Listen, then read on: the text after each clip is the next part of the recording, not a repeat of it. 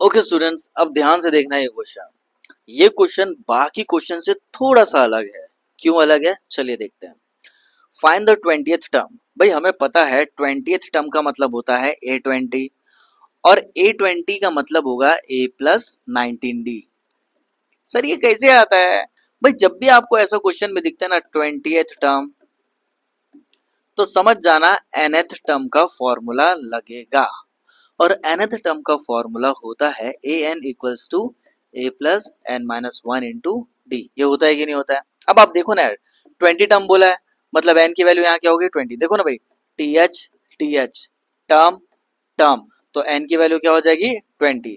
तो एन की जगह हम क्या लिखेंगे 20 equals to A plus. Sir अभी आपने बताया कि एन की जगह हमें 20 रखना है, तो 20 minus one into D.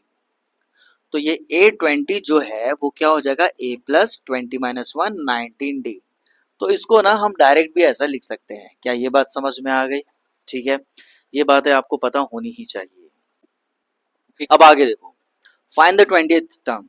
20th term कैसे निकालते हैं वो तो हम सबको पता चल चुका है, लेकिन क्वेश्चन में बोला from the last term of the AP। मतलब इस बार ना पीछे से निकालना है हमको 20th टर्म, पीछे से निकालना है, याद रखना पीछे से निकालना है इस बार। तो हमारे पास ये AP दिया हुआ है 3 8 13 और 253। एक काम करते हैं, जब पीछे से ही हमको निकालना है और हमने अब तक सामने से 20th term 15th term 13th term ये सब निकालना सीखा है, तो ये जो AP दिया हुआ है ना इसको रिवर्स कर देते हैं, इसको पलट देते हैं। तो क्या लिखेंगे, therefore we can write the given AP in reverse order. Reverse order मतलब उल्टा कर दो, पलट दो भाई। तो पलट देंगे तो क्या होगा 253 248 243 13 8। हमको कैसा पता चलेगा ये सारे नंबर? बहुत इजी है। आप यहां से कॉमन डिफरेंस पहले निकालो, कितना होगा 8 माइनस 3 आप करोगे तो आपका कॉमन डिफरेंस कितना आएगा 5 आएगा। आएगा 5 आएगा, आएगा 5। ठीक है, लेकिन आपने इसको पलट दिया, आपने इसको उल्टा कर दिया। तो आप एक काम करो ना, 253 के बाद वाला अगर आपको नंबर नहीं पता है तो पहले इसको लिखो आप ऐसा 13 8 और 3, ये लिख दिया। तो आप एक काम करो ना यार, 253 से ना 5 कम कर दो। 253 में 253 में 5 आप जब कम करोगे तो आपको 248 मिल जाएगा। कितना मिलेगा 248 मिल जाएगा। करके देख लेना, आपको मिल जाएगा। क्या बात समझ आई? अगेन 248 में 5 को और माइनस करोगे तो आपको कितना मिल जाएगा 243 मिल जाएगा। क्योंकि आप देखो ना नंबर बड़ा है और ये धीरे धीरे छोटा होते जा रहा है, तो इतना कॉमन सेंस तो आपको लगाना पड़ेगा कि 5 माइनस करना है कि प्लस करना है। ठीक है, क्या ये बात समझ में आ गई? ठीक है, तो जब हमें रिवर्स करने के बाद ये AP का सीक्वेंस मिल जाएगा, अब यहाँ पर हमारा फर्स्ट टर्म क्या हो जाएगा देखो।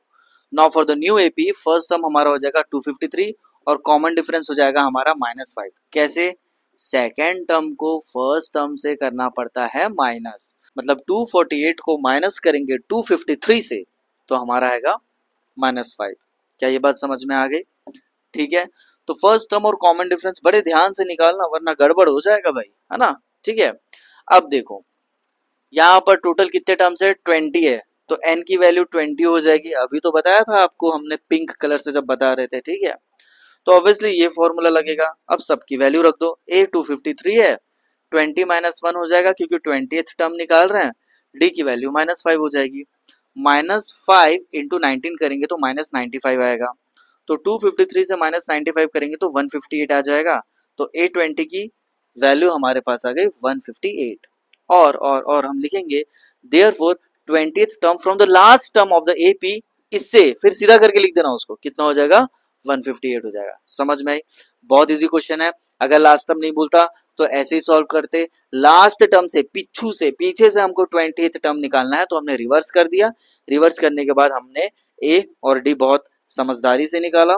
उसके बाद an का फॉर्मूला लगा दिया। ये फॉर्मूला हमने लगाया है a plus N minus one into d. ठीक है, और जैसे ही हमारा आंसर आ गया तो वापस से जो क्वेश्चन में जैसा दिया था वैसे ही लिख करके आप लिख देंगे 158 और यही हो जाएगा हमारा आंसर। आई होप आपको चीजें समझ में आ रही है। मिलते हैं अगले वीडियो में। Till then bye.